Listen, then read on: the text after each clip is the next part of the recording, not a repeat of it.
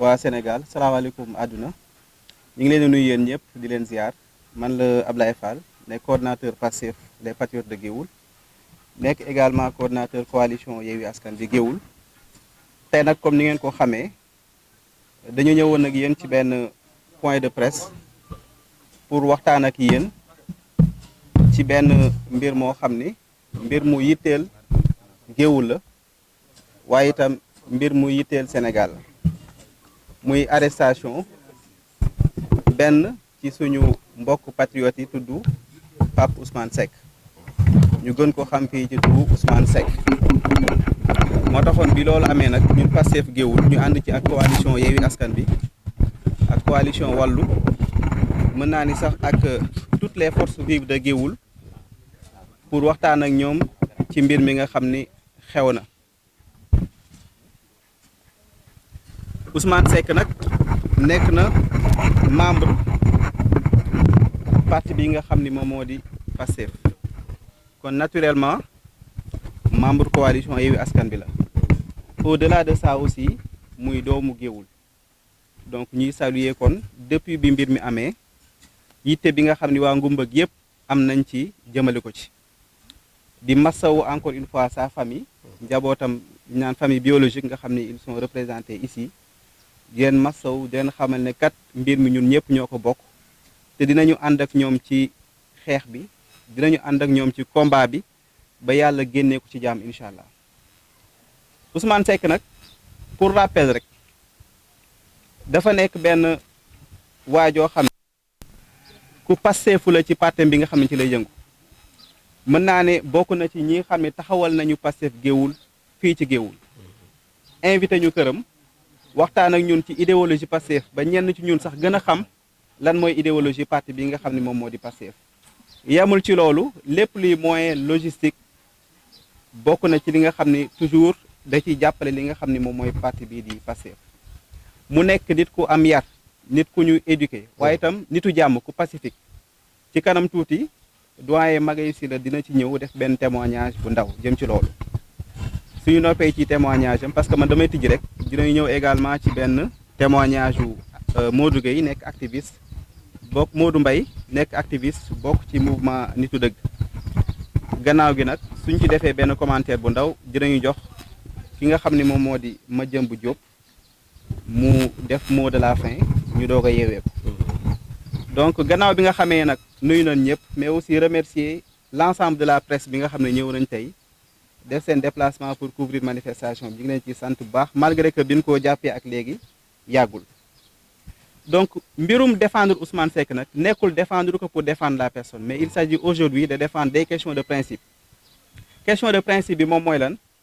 moom mooy Ousmane Seck dañu ko arrêté au lendemain des manifestations du 18 juin la ñu ko arrêté fa lañ ko arrêté fekk mu nekk plage ànd ak benn doomam bu am 2 ans ñu fekk leen foofu jàpp leen ñoom ñaar ñëpp mani militaire yi yóbbu leen arrestation ma jàpp ne koo xam ni dafa nekkoon ci lu dul noonu doo yóbbaale sa dem boo xam ni 2 ans la am nga tuddee ko sa papa yàggul dara bu génn àdduna bi ci des aussi amee la police a fouillé son domicile biñ demee fouillé këram amul benn indice compromettant boo xam ni gis nañ ko ci këram donc je rappelle que pour l'instant amul benn daan boo xam ne daan nañ ko Ousmane Seck mais il est bien ñu préciser que enquête bi mi ngi poursuivre li nga xam ne moom moo di son cours kon dañu jàpp ne vouloir se baser tout simplement ci ñii dañoo amoon intention def dara pour arrêter une personne un citoyen honnête loolu je pense que c'est une entrave à la liberté de la personne kon ñi ngi ñaan ñi nga xam ne moom moo di justice sénégalaise mu wëyal naam liggéeyam mais mu bañ a subir benn pression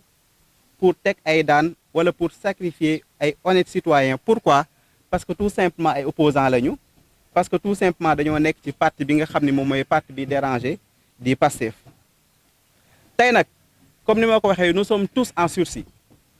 parce que su dee Ousmane Seck la tey suba mën naa nekk Madiambou wala mu nekk Modou Dieng li koy firndeel moom mooy les arrestations arbitraires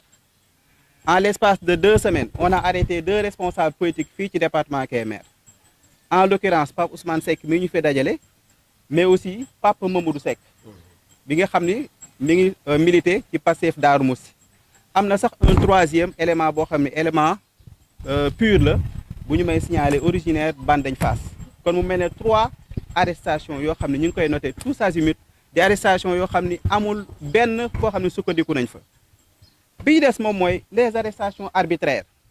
bi nga xam ni les cas de Déthié Fall Mame Diarra Fam Amadou Ba Ahmed Aïdara arrestation arbitraire yooyu nekk na une illustration parfaite de la volonté du pouvoir de museler toute la classe politique notamment l'opposition sénégalaise loolu nag suñu ko mënee suñ bëggee loolu jóge fi il faut que les Sénégalaises et les Sénégalais de tout bord qu'il se soit se lèvent pour dire stop à Macky Sall pour dire à Macky Sall que son jaay doole a atteint son paroxysme que réew mi fi mu toll nii jaay doole nekk na fi noo xam ni il faut que kenn ku ci nekk taxawu ci parce que xeex ba delloo si démocratie rek moom mooy mën a indi démocratie fii te dañoo dem ba léegi les termes terroristes dañ ko minimiser bu njëkk soo ko daan dégg daf lay alerter parce que c'est un terme lourd les termes rebelles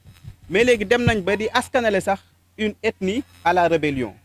ce qui constitue un précédent dangereux pour la stabilité du Sénégal. Donc je pense que le seul responsable, le seul qui peut aujourd'hui mettre fin à cela, c'est le président Macky Sall parce qu'il s'agit là de l'intérêt exclusif de toute la nation. Donc, après les événements de mars 2021, dañ doon dégg ñu ay forces occultes rax nañ seen manifestation léegi jóge nañ ci force occulte pour un rien ñu ne rebelle pour un rien ñu ne terroriste. Pour le cas précis de le cas Pa Ousmane Seck, on nous parle de force spéciale. Dans quel pays sommes-nous? Quand est-ce qu'on va arrêter d'instrumentaliser la justice pour des questions aussi basses que politiciennes? Il s'agit là donc de dénoncer tous ces actes perpétrés contre des opposants, mais aussi aujourd'hui perpétrés par un fils de Guéoul, en l'occurrence Pape Ousmane Seck, nekk un digne fils de Guéoul, bien éduqué, am éducation religieuse bi war am, mais également quelqu'un qui gagne toute sa vie et de manière normale. li mu am aussi yàlla dénk ko mu ci jàppale ay ñoñam di ci jàppale ñi nga xam ne ñoo ko jege je pense que kooku il n'a aucun intérêt à ce que dëkk bi tey tàkk comme ñun ñu ñëpp kenn amu ci intérêt à ce que dëkk bi tàkk parce que Sénégal kese la ñu am suñ ko taalee fan la ñuy dem on ne bénéficie de rien amuñu passeport diplomatique amuñu dara fii la ñu am. Alors pourquoi aujourd'hui à 14 mois des élections ou bien de l'élection présidentielle ñu gën a jege jël pouvoir bi aujourd'hui à 14 mois kan mooy xalaat ne dinañu fexee taal dëkk boo xam ne dinañu ko hériter dans 14 mois loolu c'est peine perdue dëkk boo xam ne dans 14 mois dañ ko war a jël liggéey ko delloo Sénégal bi nga xam ne moom mooy le Sénégal d'antan mu egg ci fi nga xam ni fa la émergence romb émergence est-ce que ñun ñooñu am nañu tey intérêt taal dëkk bi je dis que non. Il faut arrêter cette façon de manipuler la population sénégalaise. Et ce qui est dommage aujourd'hui, c'est que la majorité des Sénégalais tey tombé nañ ci li nga xam ni moom moo di manipulation boobu. J'ai entendu la semaine dernière un maire qui peut être originaire de Guéoul, un petit maire j'allais dire, qui avait créé un petit parti qui s'est fondé entre ses mains. En l'occurrence, Convention citoyenne Nénène, je ne vais même pas passer par son nom. Il est originaire de Guéoul. Il a taxé ces actes-là de Pape Ousmane Seck et autres de terroristes, ce qui est absolument grave. Un acte ignoble qu'il a fait, un acte méchant. Au moment où il a fait ça, amul benn juridiction bu condamné Pape Ousmane Seck. Mu fële ci benn plateau de télévision bëgg feeñ parce que partem bi say na c'était un parti télécentre muy dal ci kaw Pape Ousmane Seck ba koy traité de terroriste. Nous déplorons avec la dernière énergie les propos irresponsables, ignobles, méchants de Mamadou Gueye de Convention citoyenne Nénène, un parti qui a fini par se fondre dans la nature. Et nous voulons lui rappeler tout simplement que les vrais terroristes, c'est ceux qui sont passés de simples fonctionnaires en multimillionnaires, voire même milliardaires. Les vrais terroristes aujourd'hui, c'est ceux qui ont emmagasiné des liasses de billets de banque dans leur maison au moment où les Sénégalais sont en train de survivre difficilement. Ceux qui sont de vrais terroristes mooy ñan mooy ñi nga xam ne ils ont sucé le sang des Sénégalais jusqu'à aujourd'hui. La plupart des Sénégalais sont en train de vivre des difficultés inimaginables. fi ma bëggoon a jeexalee moom mooy Pape Ousmane Seck a été livré à la police. Il était dans d'excellentes conditions sanitaires. Donc tout ce qui lui arrive, nous prenons l'État du Sénégal comme responsable de tout ce qui lui arrive quant à son intégrité physique. Nous exigeons enfin, Pastef les patriotes de Guéoul, en compagnie de la coalition Yewwi Askan Wi, Wallu Sénégal et toutes les forces vives de Guéoul, parce que tey le cas Pape Ousmane Seck n'est pas seulement quelque chose de politique. Politique rax na ci sax, mais tey fi mu toll nii am na sax ñu farak beneen camp au pouvoir bi nekk fii ci Guéoul, ils se sont offusqués de cet état de fait parce que xam na ne injustice kese la te injustice bii nag ku ko fajul tey mu saafaraw tey suba dina dal ci sa kaw. Kii rira le premier rira le dernier. Am na ñoo xam ne tey ñu ngi socc seen bën di reetaan naan moo ko def wala ñu naan ñaw yat bi mën naa wëlbatiku suba dal seen kaw. Donc mieux vaut que ñun ñëpp ñu taxaw xeex li nga xam ne moom mooy injustice bi te acte wala boog accusation yi nga xam ne teg nañ ko ci kawam c'est des accusations absolument graves qui nous renvoient tout simplement à la citation de Montesquieu, un penseur, un philosophe français du XVIIIe siècle qui disait: l'équité naturelle demande que le degré de preuve soit proportionné à la grandeur de l'accusation. Maanaam équité dafa laaj ne yow mi nga xam ne yaa jël ay tuuma teg ko ci kaw gor na nga fexe ba jël ay preuve yu leer teg ko ci kaw table bi su ko defee ñu xam ne lii kat dëgg la. su loolu mënul nekk li ñuy laaj ñaan ko moom mooy la libération immédiate et sans condition de Pape Ousmane Seck ainsi que de tous les détenus politiques illégalement retenus dans les lieux d'arrestation du Sénégal. Je vous remercie. waa Ngumba asalaamaaleykum waa Sénégal man maa ngi tudd Magaye Sylla Gueye nekk membre coalition Yewwi Askan Wi nekk tamit ancien conseil municipal au niveau de Guéoul en même temps tamit nekk xarit Ousmane Seck depuis bañ nekkee gone parce que Ousmane du ñëw Ngumba mukk fii ci dëkk bi te ñëwul sama kër boog bariwul te it ñi ngi déggante bu baax à chaque fois ci téléphone wala ci internet lu bari ñi ngi déggante problème bi nag bi mu amee daf ma bett trop ndax dama xam Ousmane bu baax xam tamit fu mu bokk ndax Ousmane Baye Ibra Seck mooy baayam yaay Kébé di yaayam Ousmane baayam dafa nekk fierté Guéoul gépp ndax jumaa ji ëpp ci dëkk bii muy jumaay Serigne Alioune Ba baayam moo ko tabax ànd ak Ousmane Seck ànd koog waa dëkk bi yëpp loolu kenn ku nekk xam na ko Ousmane tamit nekk koo xam si nii Ngumba la yaroo fi la jànge ndax ñun ñoo dalandoo CI ba CM2 en 1989 lañu am suñu certificat kenn ku nekk dem jàngi te avant muy am certificat sax yàlla def na moom mu wàcc alxuraan fii ci kër papaam ndax papaam dafa jëloon benn chérif bu fi nekkoon di leen jàngal alxuraan ba ñoom daanaka muy góor ak jigéen ñoom ñëpp ci loolu dañu wàcc alxuraan Ousmane di nekk nit ku jub nit ku dëggu nag waaw ndax nit ku dëggu la li muy wax moom daf ko gëm loolu sax moo indi engagement politique am ba mu dugg ci Pastef ndax lu baree bay dañ ci wax ndax man bokkuma sax Pastef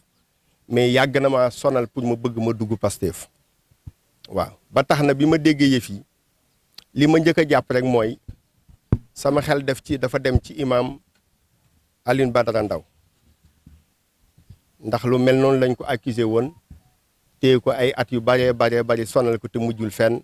ndax rek ay intérêt ay nit ñoo xam si nii dañu nekk ci Sénégal dominer Sénégal gépp mën naa ni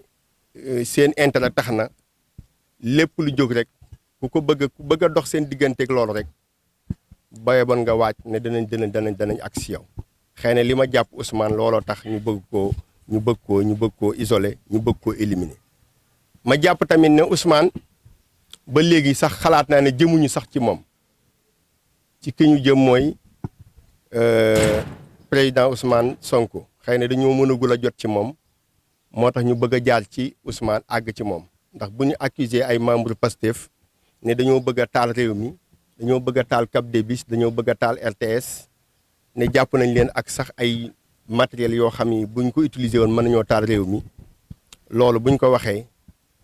fa ñu jëm mooy dañu bëgg a àgg ci nga xam si ni moom mooy seen ki nga xam ne moom lañ bëgg a jàpp muy Ousmane Sonko te àggaguñ ci waaw.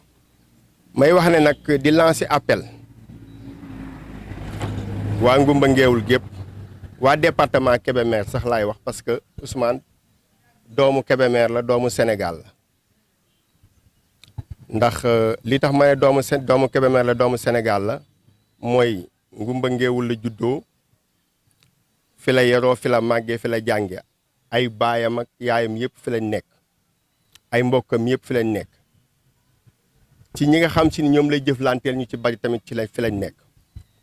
ba tax na bu ñu xoolee fi nga xam ne ni ay wayjuram fa lañ jaar ak fa lañ bokk ñooñu laay njëkk a lancer appel muy kilifa diini yi di jiital waa kër Serigne Alioune Ba di ci teg sunu mbokk yi waa Cheikh Mohamed Fadel Aydara ak képp koo xam si ni kilifa diine nga ku nekk ci dëkk bi rek ñu jàppale ko bu baax te xam ne seen doom lañ jàppale ku dëkk ci dëkk bi leen jàppale koo xam ni ku bëgg ngumba lañ jàppale ñu xam ne bëgg a àgg fi nga bëgg a àgg maanaam bëgg a am 3e mandat bu taxee képp ku nekk sa kanam nga éliminer ko te seetu maanaam dee ko defuloo ko ci ngor ak noo ko mën a defee rek noo ko mën a amee da nga ko amee dana metti trop kon ñun ñi ñëpp nañu waaj ñun ñi ñëpp nañu waaj te xam ne ci loolu la ñu jëm ndax ñun ñi ñëpp booy ba ñu xam ne sunu bakkan mi ngi ci xottu gerte ndax képp koo xam ni opposition nga bokk booy ban nga waaj na danañ agsi sa kaw waaw di wax ne nag li ñu waa Ngumba di laaj ñun xarit Ousmane Seck ñu di koy laaj mooy ñu libérer Ousmane Seck immédiatement nu mu gën a gaawee ndax liñ koy jiiñ gëm nañ ne loolu lépp amul li leen tax a jóg ñu bëgg koo def mooy leen rek mooy éliminer potentiel candidat yi nga xam ne ñoo war a taxaw jàmmarloo président Macky Sall yëpp moo leen tax a jóg ba tax na daal ñi ngi lancé appel géewul gépp ñu mobiliser wu nekk ci ginnaaw Ousmane Seck ba yàlla moomal ko boppam mu delluwaat ci njabootam di leen gërëm di leen sant wasalaam jërë ngeen. man la Modou Mbaye membre du mouvement Nitu Dëgg Valeur ñu fas yéenee ñëw fii tey li ñu boole nag lu ndaw la rek mais lu rëy la tamit combat bi moom nii lay demee des fois day am fu ñuy tase des fois mu am ñuy tàqaliwoo mais ñu ñëw si Ousmane Seck mi nga xam ne li bi mu talee si kawam def na 8 jours ñun mën na ni tey yàlla moo ñu si boolewul mais naroon nañ see boox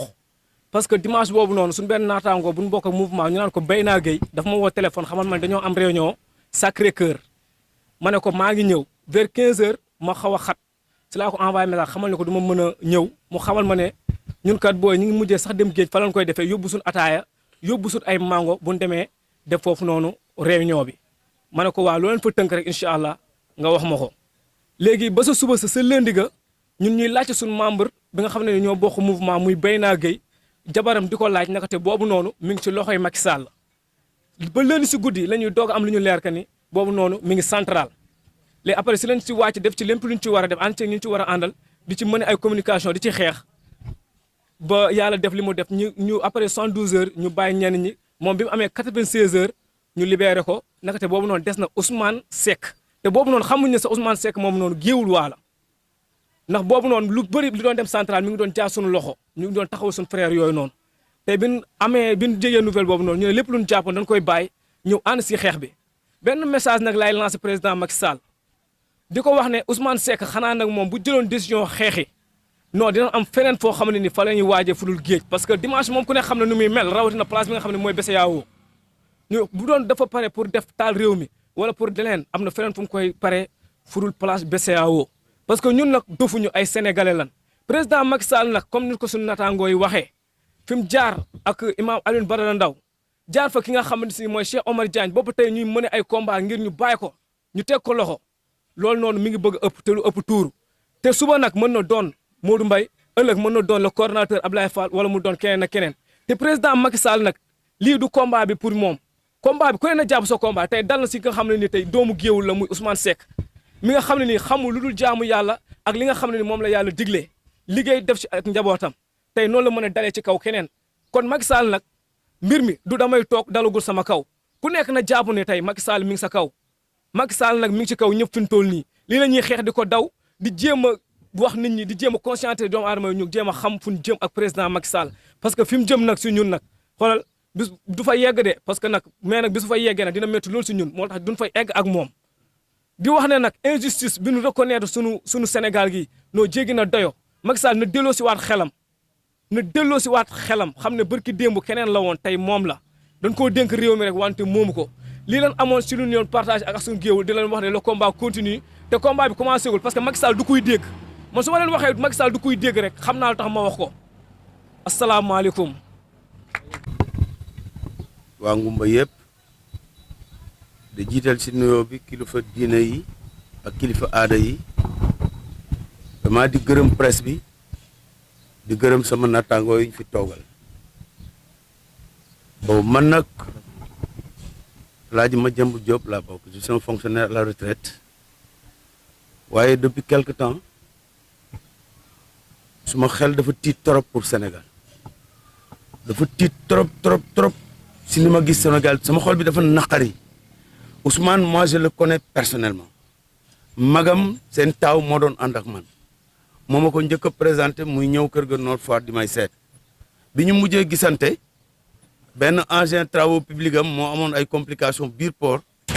mu ñëwoon évidemment di ci wut si ay intervention ak man Ousmane li ma ko xamee ko waa kër Ibra Seck yëpp mooy ki si juddu bala ngay dal école sax da nga wàcc Alxuraan muy góor ñi muy jigéen ñi kenn mësu leen dégg sax xeex ak seen ay morom donc ay nit ñu violent wuñ nekkuñu man mag laa mat naa ko bàyyi daanaka sama rakk la mais mën naa ko bàyyi parce que suma ay doom la maase donc bu ñu xëyee suba di jiiñ naan Ousmane dafay dem di préparer ay attentat ay xawma lan vraiment loolu je crois que juddu gi wala liggéey bi papaam yoroon Casamance nekk fa yor fa entreprise ba retraité fa ñibbisi mu amoon ay liens étroits avec Ousmane Sonko parce que ñoom ñaar daje nañ sax ci ay jàngukaay ñoom ñaar ñu xamante personnellement loolu vraiment mooy tort bu mu def muy beneen tort bi mooy li mu nekk rek Ousseynou Seck mi ñuy wax Akhenaton ñu bokk ñoom ñaar baay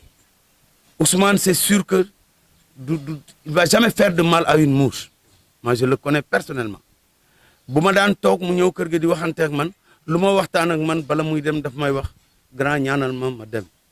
ñaanal yàlla réew mi ñun ñaanal ñoonu lañ daan defante mu ñëw sama kër ba tàyyi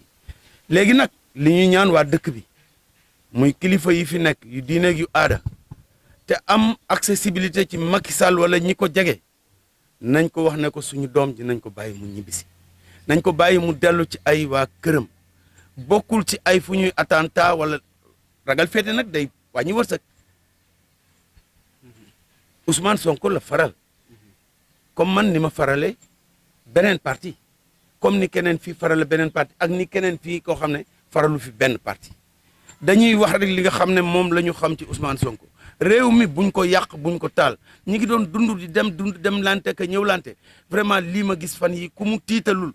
ngay njaboot ku mu tiitalul man du ma nelaw ba suba ndax sama doom yëpp ñu ngi fa te xam naa ni buñ leen di woo ci buñ fekkee injustice c'est sûr que dañ ciy dugg te ñoom ñëpp ñi ngi Dakaaru nekk ay magum jëm ñi am jabar ñi nekk fa di jàngi ak lu mel noonu vraiment loolu laa ne woon dinaa ko wax pour kilifa ngumba yi bu ñu dégloo presse bi ñoom ñëpp ku ci parce que am na fi ñoo xam ne Macky Sall da leen di soxla di waxanteeg ñoom vraiment ñu waxanteeg moom ne ko na bàyyi doomu yaay Kébé ji mu ñibbisi kii baaxul sax ci yaayam mu ngi feebar tëdd benn place magam bu jigéen bi nga xam ne imaamu dëkk bi mooy borom këram mi ngi toog ñanguwul sax a génn te ñu bokk ndey ak baay muy magam seen waa kër nekk ay nit ñu dal ñu musul am benn histoire kenn musul leen dégg ci histoire ci ngumba ñoom ñëpp ku rek xam nga ko donc ñi ngi ñaan yàlla mu def pression yàlla ci boppam mooy wax Macky Sall ne ko bàyyil ni nga nekkee parce que lii bu ko defee dina ko def keneen dina ndax man bu naqaree il faut ma wax ko man moom bu man damee lu ma naqari dinaa ko wax du ay parti wala période mais bu ma amee lu ma naqari dinaa ne lii de neexuma te Macky Sall teg na fi mu ne mi ngi teg nit ñi kumpa borom kër yi njaboot yi kenn nelawatul kenn noppalu kootul ku nekk sa xel dalatul te jotewul woon nii ci réew mi nag amoon na ay soubresaut amoon na yeneen mais musul demee nii à 3 presque 2 à 14 mois des élections nga commencé bu dem nii fii ak élections yi kon nan lay demee Macky Sall deltul ginnaaw te nga xam ne ay nit nga ko seqal ay gor nga xam ne seen bakkan bi seen ngoro leen ko gënal man de bokkuma ci ay nit kuy taalip na kuy def leneen waaye sama bakkan bi njub ak lu wóor moo ma ko gënal Macky Sall moytul maa ngi leen di remercier